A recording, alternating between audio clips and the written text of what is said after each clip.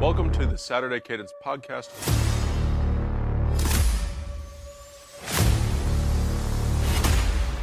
I'm Blake Biscardi, and remember, the Saturday Cadence podcast is the heartbeat of college football. Anytime you have a premier slate of college football games, you always wonder, is it going to deliver? And with complete certainty, I can tell you, college football delivered. Showdown Saturday was outstanding. From the noon slot until 2 o'clock in the morning, college football reminded us why it is the greatest sport on earth. We have so much to get to on today's show. I am your host, Blake Biscardi, and this is Saturday Cadence, the heartbeat of college football. We're going to start in no place other than the Whiteout in State College, Pennsylvania. What we saw, Penn State and Oregon. Now, this game was played 7:30 at night, same as Alabama, Georgia. Both of these two games were heavyweight fights. The difference is in the early goings of Penn State and Oregon, really for the first three quarters, it just felt like punch after punch after punch after jab. And then Alabama, Georgia was haymaker after haymaker and fireworks. Both games amazing in their own right. So many star players, big moments, crushing defeats. So let's get into it. How we're going to talk about this, though, I want to set it up. Oregon beats Penn State 30-20 in double overtime. I want to set the stage for you just a little bit. Penn State fans were on a roller coaster of emotions on Saturday night, and rightly so. So Penn State, James Franklin, Drew Aller really struggle in these big games, and the result is yet another loss. Saturday night, this is really, really interesting. James Franklin, 4-20, now is 4-21 against top 10 teams during his time at Penn State. Drew Aller is now 0-6. You just have to look at this from the perspective before I even break down the game. All right. Penn State fans, the expectation going into this year was it's national championship or bust. We've heard that this is James Franklin's best roster, and it is. And I'm not trying to take anything away from that. I'm just trying to frame this opinion in, you'll see where I'm going with this. All right. Penn State has been a 10-win program under James Franklin. And everyone's wondering, when's he going to win the big game? When's he going to allow us to take the next step? This place can be elite. And the clapback is, okay, fire James Franklin. Who are you going to hire? Find me a name. Find me a name that's realistic. Not Nick Saban, not Urban Meyer. Find me a name that is realistic to replace James Franklin to get you more than what you're currently getting. And then we can have this conversation. Franklin was given a 10-year contract not long ago, and he has this program as a 10-win team. That's what they are. Penn State joined the Big Ten in 1993. Then this is how I want to present this to you. Just think about this in your mind before I tell you the answers, okay? Penn State, Ohio State, and Michigan. Those have been the three big dogs in the Big Ten for a long time. We've had the rotational Wisconsin, Michigan State, Iowa. Like, we've had these teams rotate being good. Now with the West Coast expansion, Oregon immediately inserts itself atop the conference. But we're going to talk about this from 1993 to 2025. 1993, Penn State gets in. How many national championships has Penn State won during that time period? Okay, just think about this. How many has Michigan won? How many has Ohio State won? Now I want you to think about how many times have these teams won the Big Ten? How many times since 1993 has Penn State won the Big Ten? Or how many times has Michigan won the Big Ten? How many times has Ohio State won the Big Ten? And I'll think about this for double-digit win seasons for the same three schools, okay? Penn State, since 1993, has won 0 national championships. Penn State, since 1993, when they joined the Big Ten, has won the Big Ten or a share of it 4 times. Most recently, 2016. Penn State has won double digits. They've won 10 or more games since 1993, 13 times. Michigan, on the other hand, has won a national championship and a half, or 2 national championships, however you want to clarify that, since 1993. They have also won 10 games 13 times, and they have won the Big Ten 11 times. Ohio State, they have won 3 national championships. They've played in 6. Ohio State has won the Big Ten 14 times, and Ohio State has won 10 or more games 25 times. Baked into that is the COVID year. And Ohio State was 7-1 in the playoff and the national championship game. Michigan and Penn State were both bad that year. So you would assume that year Ohio State would have won 10 games under a normal schedule. My point is, there's a drastic difference between these programs. So if you are a Penn State fan, the expectations that you should have should be relative to what your program is. Because my big question to Penn State fans is when they say fire James Franklin is, who are you going to hire? But outside of that question, let's really ask a bigger question. What kind of program are you? What kind of program are you? What kind of program are you for the last 25 to 30 years? And where do you want to go with your program? Okay. Penn State fans have this expectation of where they want to be Ohio State or Michigan, and they've not proved that on the field. Now, this is with James Franklin and Joe Paterno both. Now, Paterno had some really good teams, and Paterno was better in these big matchups than James Franklin. But I'm talking about trophies and results. Like, that difference,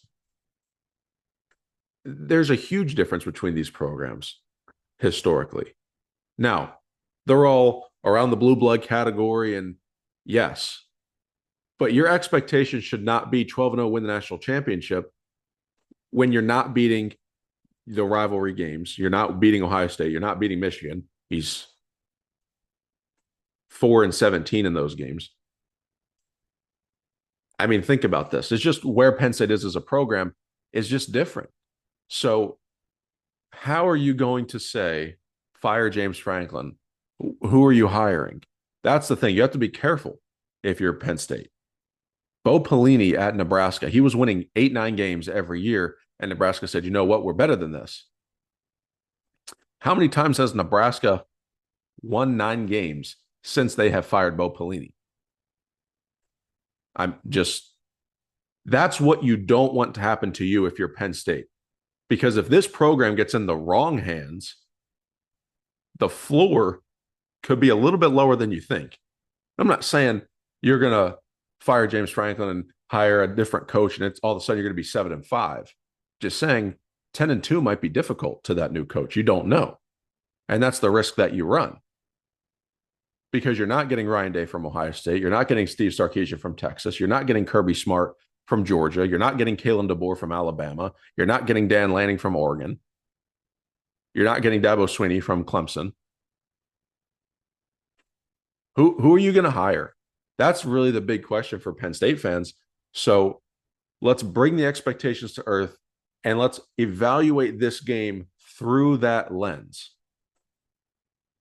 Because again, Penn State can win 10 games and they can get to the playoff. I think with 10 wins, losses to Oregon and to Ohio State, and a win over Indiana, that team is in the playoff.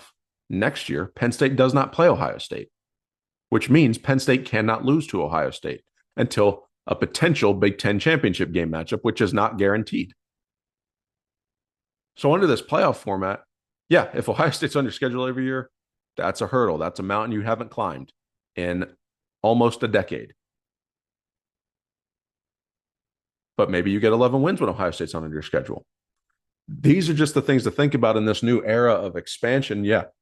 Okay, let's see what Franklin does. Is his problem a big game problem, or is his problem a Big Ten big game problem? They're just things to think about. But in this game, to break this all down, Penn State's offense did absolutely nothing for the first 3 quarters. And all of a sudden in the fourth quarter, That team came alive. The crowd got back into it. Aller looked sharp. He was running the football with his legs, extending plays. I mean, you saw the heart of the team come out in the fourth quarter, and you saw the heart of the team come out in overtime. And Oregon, you have to give a lot of credit to Dan Lanning and his group for everything that they did in preparation for this moment, for that atmosphere, for that environment. Dante Moore started 8 games. He didn't really look as phased as you would have thought that he would have. Oregon was using the silent count very effectively. And Oregon looked ready for the moment. And that's a tough place to play. That is the toughest place to play in the country, in my opinion. I've been to a whiteout. I have firsthand experienced that game and that atmosphere and that environment. It is the worst place that you can play as a visiting team. Now, Oregon did get the crowd out of it at times. They were 6 of 18 on third down. So you're like, okay, that's not bad. It's not great. 5 of 7 on fourth down. There were some early fourth downs that Oregon went forward and they converted, and they were really big for momentum. They just were not getting into the end zone. Penn State was staying in the game. Penn State's defense has been so good historically. The last couple of seasons, that's been James Franklin's bright spot, is the defense. And that's something that is almost confusing if you're a Penn State fan of, okay, James Franklin is an offensive coach. How can our defense be this good year in and year out, rotational defensive coordinators, but us not figure out the offense? You go back to a quarterback like Tracy McSorley, and he was mobile. He was a dual threat, didn't have the best arm in the world. And now you've had guys like Christian Hackenberg, you've had guys like Sean Clifford and Drew Aller. They're pro-style quarterbacks. They are not super mobile. Your backups have been Will Levis and Bo Pribula. Would they have a better chance to win with them? I don't know. That's not something that we can evaluate right now. It's just interesting that Penn State's defense seems to have a system and an identity, and Penn State's offense does not. They've brought in Andy Kotelnicki. And is Drew Aller the best fit for his system? Maybe, maybe not. But one of the most important things to do as a coordinator, sometimes it's hard to insert players into a system. Sometimes you have to put the system around the players and around the personnel that you have. So if you're Andy Kotelnicki and you need more of a mobile quarterback, like what if you have Bo Pribula this year? He never transferred out and he won the job. Let's just hypothetically say that. They look different. Penn State could look different. Kotelnicki could be better with that at his base offense. But what he should do is formulate that offensive system around his personnel. And yeah, he's doing that a little bit, but no one is respecting a vertical passing attack from Penn State. They threw one deep pass and they converted it. And that was in a desperation spot. Penn State has got to find a way to be more creative on offense. Kotelnicki, we know that his scheme is a little bit gimmicky. We know that. We've seen it over time. And something that's really interesting to note is when Penn State brought in tempo. Penn State's not a team that uses tempo all the time. So they brought in tempo in this game. 4 of the 5 times that they used tempo, the play was outside zone. 4 of the 5 plays. If you're going to use the hurry up to your advantage, use the hurry up to your advantage. Don't just get up and run outside zone every time. Just say, oh, hey, we're playing with pace. We're playing with tempo. The creativity and the way that you can scheme an advantage when the defense isn't set, you got to use that to your advantage instead of just saying, oh, hey, we did it. Okay, but what did you actually do with it? Where was the benefit of we're going to run outside zone 18 seconds faster than we would if we huddled? I get it. The defense is out of breath. I understand the dynamics of an up-tempo offense. But there are much better ways you can utilize tempo than running the same play 80% of the time that you use tempo. And it seems like no matter who the offensive coordinator is, no matter who the quarterback is, Penn State's offense in these big games over the last 4 years has looked the same. They don't stretch the field vertically, and they have to run the ball first to be successful. And I get it. You Most teams have to either run or throw in order to be successful to open up the offense. Not every single offense can operate in either style game. But the common theme is that there's no true vertical deep threat. Last year, Tyler Warren was Penn State's offense. He was the heart and soul of the offense. Who is it this year?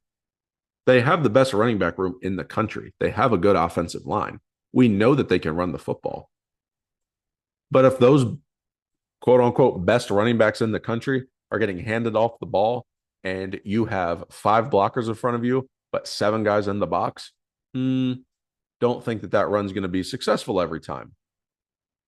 Because you can allow those linebackers to creep up, those safeties to creep up, and you can fill those holes in those run lanes a lot easier than, okay, hold on a second, the safety's got to stay back. Maybe if we can get to the second level, we can get into some space. Penn State running backs don't always get a true second level in space because everything is so compact to line of scrimmage. And that's something that they have to figure out. And then again, saying, hey, Oregon had 424 yards of offense. This loss is on Jim Knowles. I don't think so. I don't think the loss was on Jim Knowles. I just don't. It was 17-17 at the end of regulation. If you tell any Penn State fan, if you tell James Franklin, hey, Oregon's going to score 17 points in 4 quarters, you will take that every time. Penn State, at some point, if it wants to take the next step, has got to do something more creative offensively than what they're doing. It's not good enough to just run the football and to dink and dunk your way down the field and then to throw a deep ball every 27 plays. It's just not good enough. When are you going to figure it out? You had everything working in your favor in the matchup. I mean, in the summer, I told you, I said, I think Penn State beats Oregon. I think that is the moment it happens. And I saw Penn State come out again this year, even with the transfer receivers. They did. I don't see a difference really in Penn State because Tyler Warren left. Okay, production at wide receiver might be up a little bit, but it's down a lot at tight end. I see a really good defense again. I see a really good coaching staff. But football is a game of matchups. And when I see the matchups that look like this, I get concerned for Penn State when it gets into a matchup style game. Talent equated. I saw how Oregon started the season, and I started to get concerned. I was like, I might need to change that pick. I think Oregon can exploit some things. That front seven's really good. Dan Lanning's teams are usually prepared, but really the poise Dante Moore had been playing with was encouraging to me. And their defense, like I said, has been playing really well. Oregon ran the ball well. That's why I ended up going with Oregon in the game. Yeah, I thought Penn State could do it. This was their best shot to do it. This is the best roster James Franklin has ever had. But it really is almost like a copy and paste type of thing anytime that Penn State is in this top 10 matchup or against a top 10 opponent. It almost really feels the same. And again, I'm not trying to say Penn State's a bad football team. They're not a bad football team. But these losses are coming down to a single possession, or these losses are coming down to a coaching decision. You can eliminate that. Don't leave it to chance. Have a vertical passing attack. Be more creative on offense. You have to take risks. The officiating in this game, too, wasn't something that was stellar. I mean, if Penn State, we saw the blades of grass barely touching the knee where that fumble happened in the red zone, and Penn State gets the scoop and they start returning it back. It would have been set up in field position. Another touchdown comes off the board for Oregon. That was a time where the momentum was getting ready to swing big time. And his knee was touching a blade of grass. And yes, by definition, that is the rule. But it's almost like for Penn State, if we mowed the grass, he wasn't down. Just something silly like that. You think of it's like, oh my gosh, this game is a game of inches. But what are you gaining with your offense? Where are the advantages that you have on offense out wide that you can say, hey, we can throw a bomb here, we can score quickly? Where's the difference maker outside for Penn State? Because if you don't have that still, I don't know how this regular season is going to be a different result for you. Oregon's a really good football team. Penn State is a really good football team. But Penn State is only going to be a really good football team until they can figure out how to stretch the field vertically. Because again, they showed fight at the end and they battled and they stayed in the game. Down 2 touchdowns at home. There's fire James Franklin chants happening in the stadium. And they battle all the way back, get the game to overtime, score the touchdown, and then the pick. It's a really, really tough way to lose. It is, but you can't have a veteran quarterback in that situation making that decision. You just can't. There's no need to throw that ball on first down.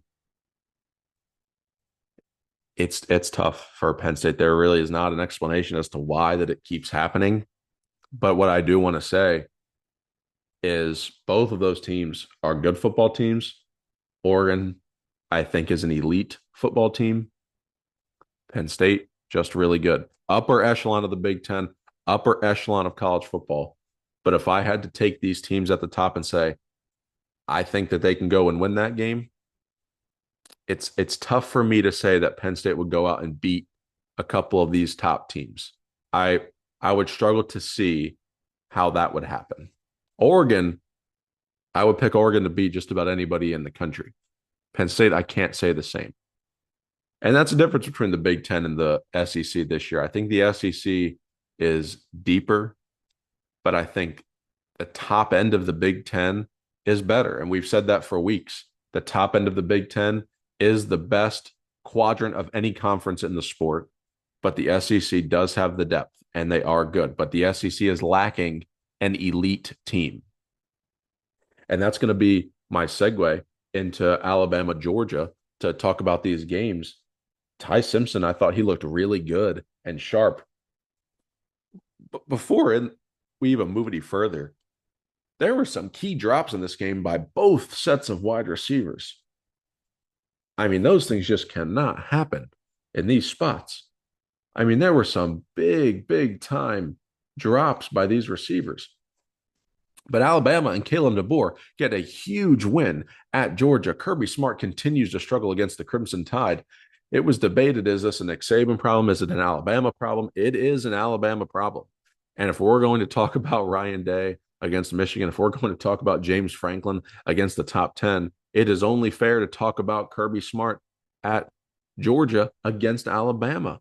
And I'm not saying this to be like, oh, Kirby's a bad coach. No, every coach has something. There is no perfect coach. But he has a real Alabama problem. And for the program of Alabama to battle back from that early loss where the program was almost falling into despair after losing to Florida State, which is a good team, by the way, despite the loss to Virginia this week. This was a huge win for the Tide. A huge win. This is where your season can get turned around. And it did. They went into Sanford Stadium and beat Georgia 24-21. They took a 10-point lead into the half. They controlled the game from the first snap. Georgia went 3-and-out on its first drive. Alabama went right down the field with a long drive. Took over 6 minutes. From the beginning of the game all the way, they controlled it. They ran the ball okay. They did enough. And that's fine.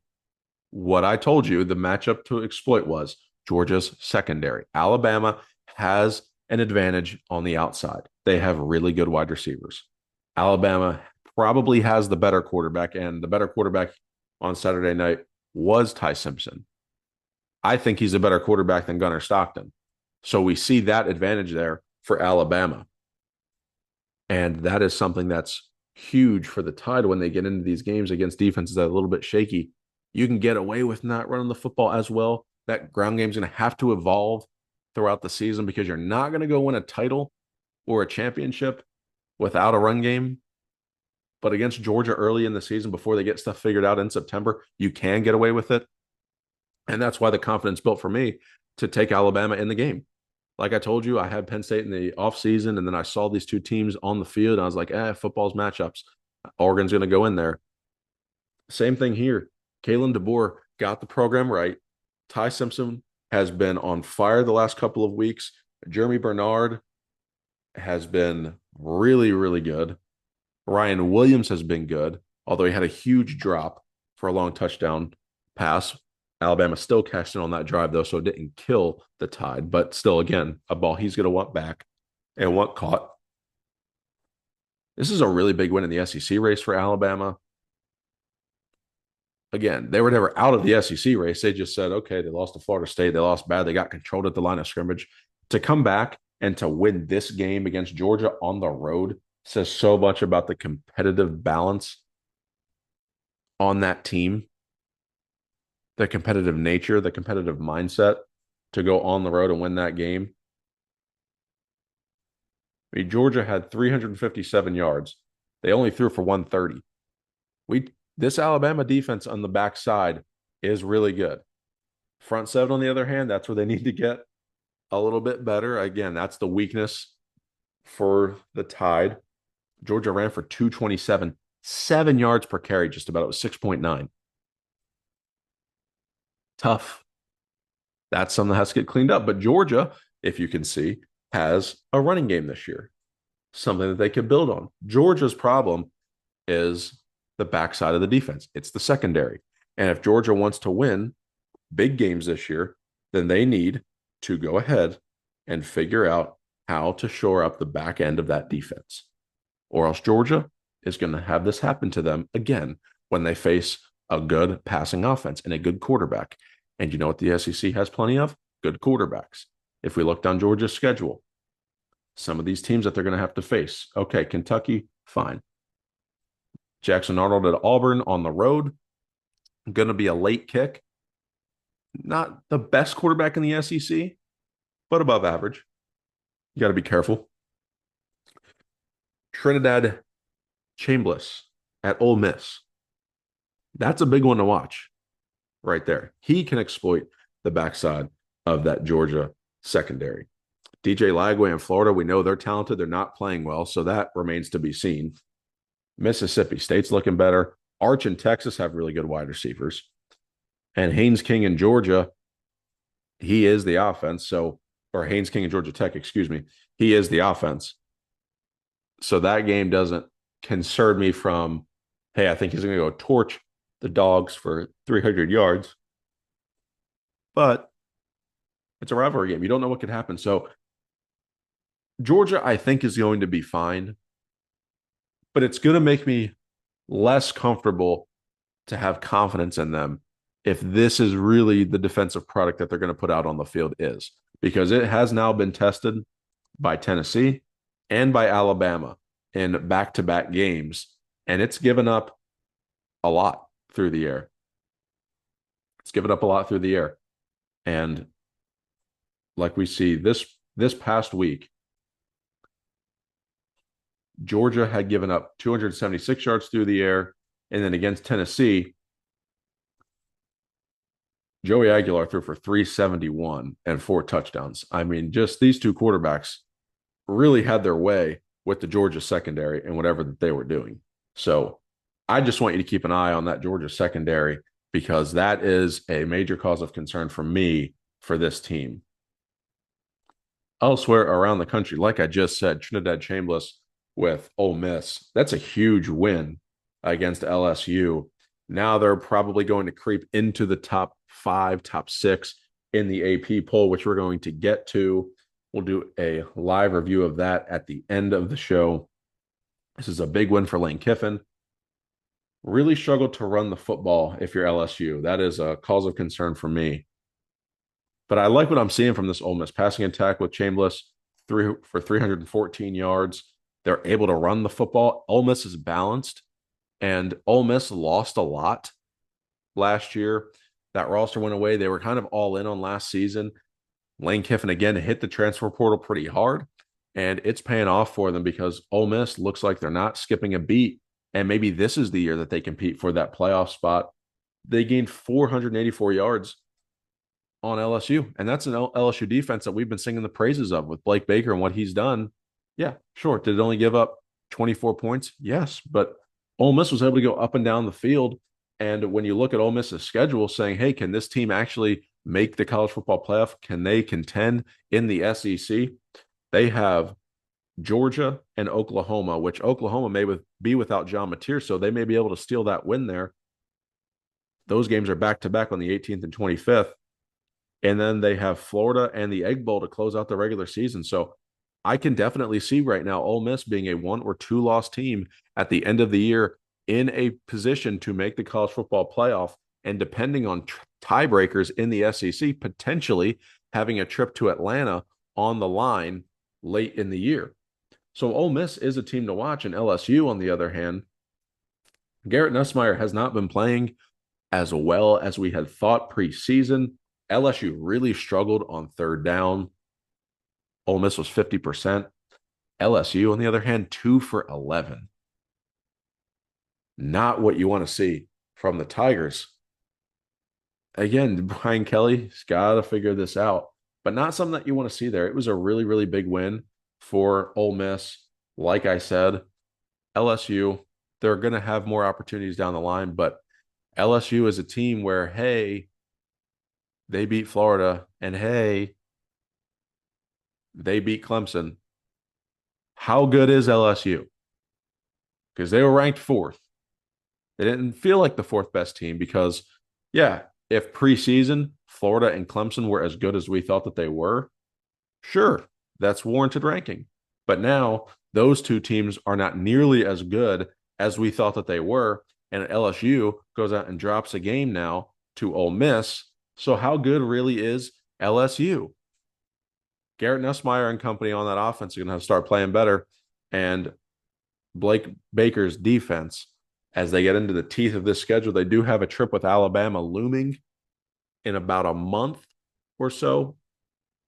Got to figure that out and make sure that they are right before they get into that matchup, because I thought in the preseason that game was going to be one that would determine which team would go to Atlanta. Still possible that it is. I'm going to stand by that. Texas A&M got a big win against Auburn, 16-10. And if you were keeping tally of those Saturday 7 picks that we had, we went 5-2. And if you took the bonus pick we gave you with Iowa covering against Indiana, 6-2. Really good week. Also told you Virginia, that was one to watch with Florida State, which we'll get to in a second here next. That was one we told you just to watch. That could be an upset spot. Well, the upset did happen. That was the Friday night game. And that also went to overtime, double overtime. And the fastest field storming I have ever seen in my life happened in that game. Those Virginia students were on the field faster than any students I have ever seen. They played well. They did. They were at home. They took advantage of early turnovers, got spotted 14 points by Florida State, but they took advantage of them. That's something that's really important in these games when you're playing a highly ranked opponent at home, at night, even on a Friday, is when you get turnovers, you got to turn them into points. You got to hang around. You got to keep pressure on them. And that's exactly what Virginia did. And it paid off for them because Florida State could never quite overcome it. Yes, were they up 21-14 at one point? Yes. But you know what? Virginia came back and answered. And then they continued to do so. They continued to stay into the game. Chandler Morris had a really nice night. He threw for 229 and 2 touchdowns. It was an interception fest. We're just going to call it what it was. It wasn't a clean game by any stretch. But Virginia did enough to win the game. They took advantage of the turnovers when they happened. And Tommy Castellanos, still a talented quarterback, going to pose problems for Miami this week. He added 78 rushing yards and a touchdown. Like, his legs are so valuable to that offense, and that's what makes Florida State so dangerous. So again, this is not a loss for Florida State that could tank your season, but now you have a conference loss. You do have a non-conference win over Alabama, but you have Miami coming to town this week. So if you take a second conference loss, you're opening the door for Miami and Georgia Tech to have a pretty firm hold on those top two positions. But then also Virginia sitting here now undefeated 2-0 in ACC play and owning a tiebreaker over you. So if you have a second loss, that means Virginia is going to have to lose 3 games in conference for you to get that tiebreaker to go ahead and get into Charlotte into the ACC title game. So just something to file back in your mind. But Virginia, could they be a surprise team in the ACC? It looks like they could be. They win that game 46-38 in a shootout in double overtime. Another matchup that was really important to talk about just for the landscape of college football, there's 2 of them, both featuring Big Ten matchups. So we're going to first start with Ohio State and Washington. This game was played in the Pacific Northwest at Husky Stadium, one of the most underrated environments in the country. Washington entered the game with the 10th ranked offense in America, and this was a spot that could have been a trap game for Ohio State. The spread got pretty tight. It was at double digits. It ended up getting down all the way to 7.5. Sharp money did come in, though, at the end, favoring Ohio State to win, so it put the line back up to 9.5. This was a really good win for Ohio State, 24-6. That trio of Damon Williams and Jonah Coleman and Denzel Boston, some were marketing them as the best trio in college football, and they are extremely talented. They really are good at what they do, and Washington has a great offense, and Jed Fish is running a good program out in Seattle. But this Ohio State defense put the clamps on Damon Williams. Arvell Reese did a world-class job of containing him. Ohio State offensively didn't play the cleanest game that I've seen. They got stuffed in a short yardage situation early in the game, had the miscue with Brandon Ennis's fumble on the punt return. It really had only 3 possessions in that first half. It was a tough first 30 minutes for the Buckeyes. Just getting settled. It was a more conservative game plan, running the football, not really stretching the field. That changed in the second half. Ohio State opened it up a little bit. And again, when you have a defense that is this good, when you have a defense that is elite, you're able to bring your quarterback along as a first-time starter at a slower pace and gradually add things to his plate and do all of these things to just carry him a little bit. Not that Julian Sand can't go out and win the game or throw the ball all over the yard. But when you can gradually just add to the offense, here's a little bit more, here's a little bit more, here's a little bit more, and you can run the football effectively, and you can play elite defense and not have to worry about scoring every possession. It takes the pressure off of you. That's such an ideal way, if you're a head coach, offensive coordinator, quarterback coach, to bring along a first-time starting quarterback. Ohio State is not concerned with flash. They're not concerned with style points. Ohio State is concerned with winning. Ohio State is concerned with winning games different ways. We saw it against Texas, where they could win the game with defense, and they could win the game with a conservative game plan. We saw it where they can air it out and they can get into different style matchups. Ohio State does not want to be one-dimensional. That is something Ryan Day has really been focusing on, because it's what's gotten him in the past where, hey, this team just can't figure out how to run the football. He's not going to get caught being one-dimensional anymore. Bo Jackson continues at running back to emerge as Ohio State's best back. I know we keep talking about it. He is Ohio State's best running back, and I think it's a matter of time before he becomes the starter. And I think that will happen at some point in October. Ohio State will line up against Penn State, and Bo Jackson will be the starting running back, in my opinion. That's a prediction. C.J. Donaldson and James Peoples add nice touches. C.J. Donaldson is the more physical back, but Bo Jackson continues to be the most dynamic. He's explosive, his burst, his vision. He is the complete package for Ohio State. Even in short yardage situations, Bo Jackson is so shifty and agile that I think he should be on the field. Jeremiah Smith had a really nice day, 8 catches, 81 yards, and a touchdown. Again, Ohio State has a plethora of weapons. We saw a lot of big tight end sets from the Buckeyes.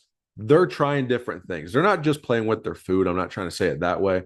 Ohio State can beat you so many different ways, and you can see it at different times in these first four games where, hey, they're going to line up in this package or go in this set or try this in this setting or in this moment or situation. Ohio State has a lot of ways that they can beat you, and they want to make sure that they're getting live reps in game for those situations because they're going to come about as we get later into the season, having to play Illinois, having to play Wisconsin and Penn State and Michigan.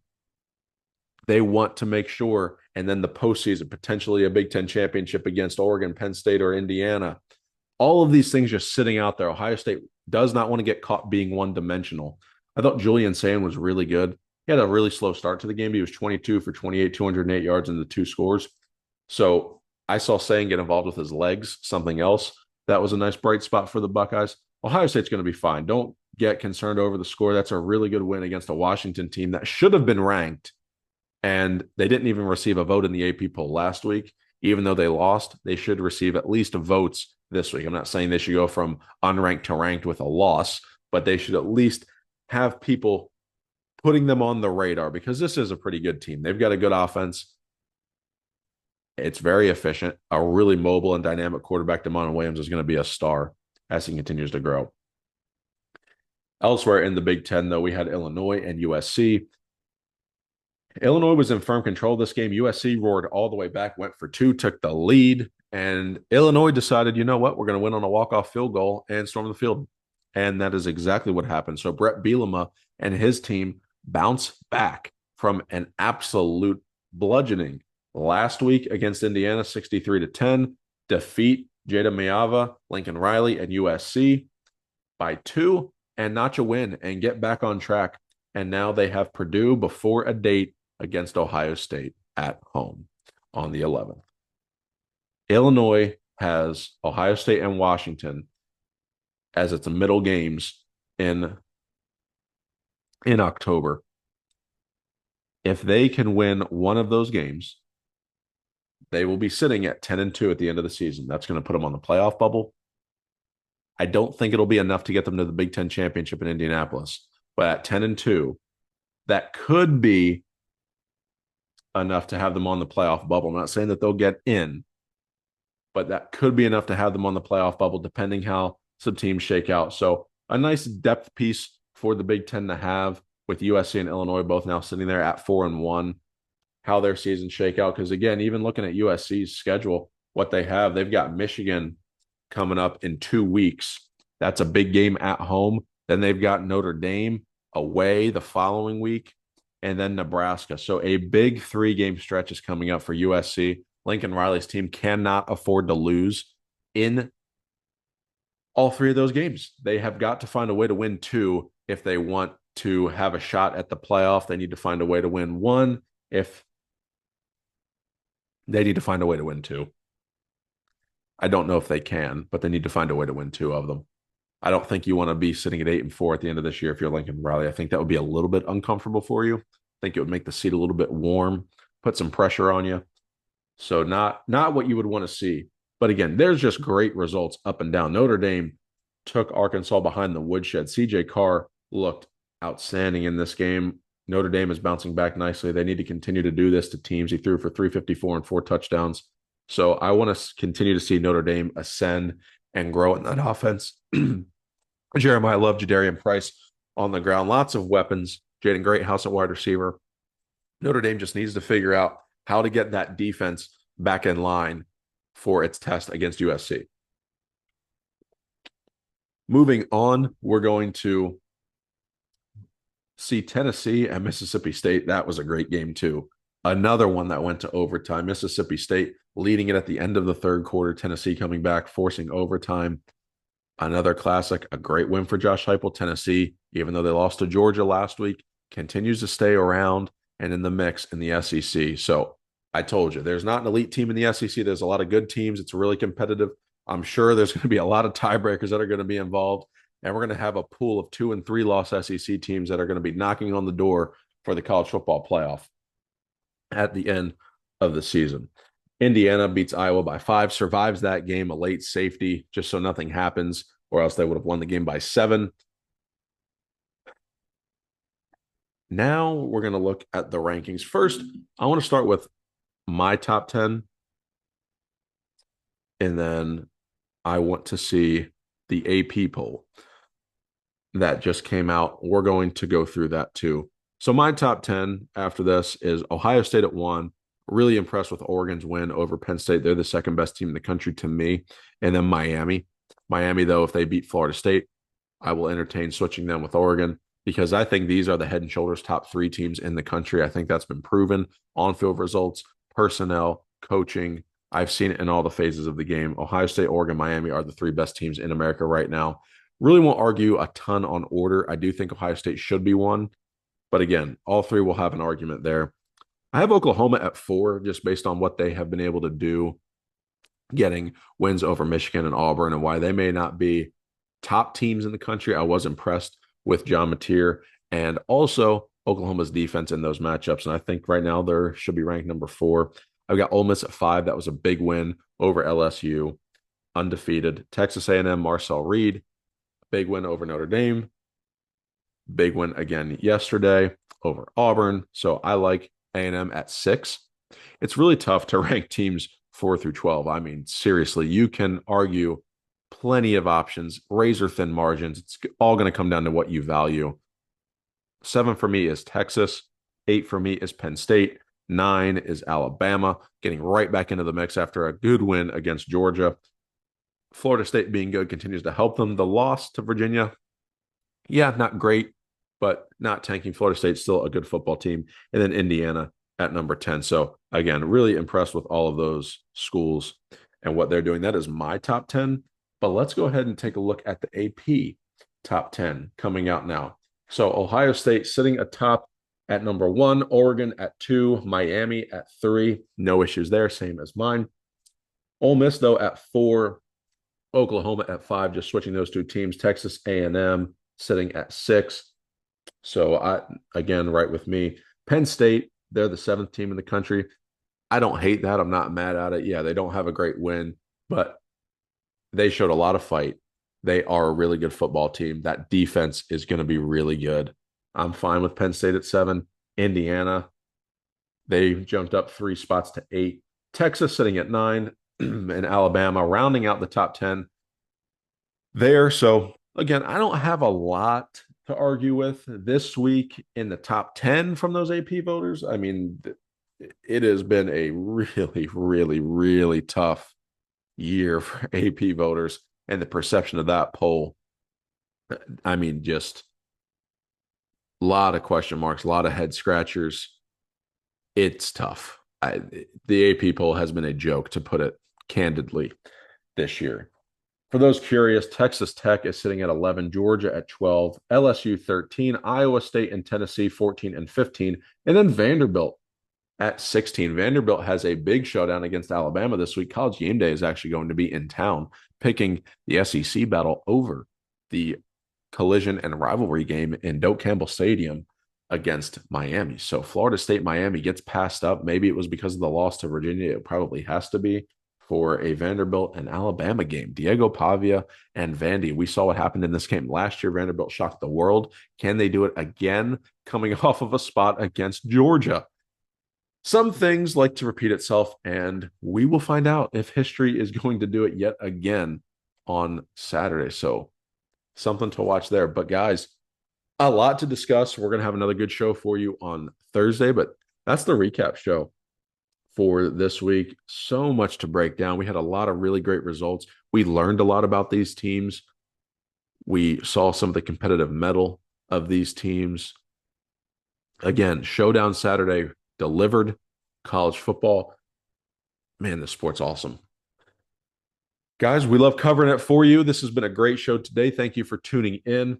Make sure you're staying tuned to the socials at Saturday Cadence, at T Silver Bulletin. If you want to check out my pages at Blake Biscardi, find that on Twitter and TikTok is where you'll find the most coverage throughout the week. Got some exclusive stuff on TikTok there. And again, the website, tsilverbulletin.com. But guys, thank you for tuning in, and we will see you guys on the Thursday show for our week 6. It is hard to believe that we are heading into week 6 already, but time is moving. October is going to be here before we know it, just days away. Guys, we will see you on Thursday. And in the meantime, God bless.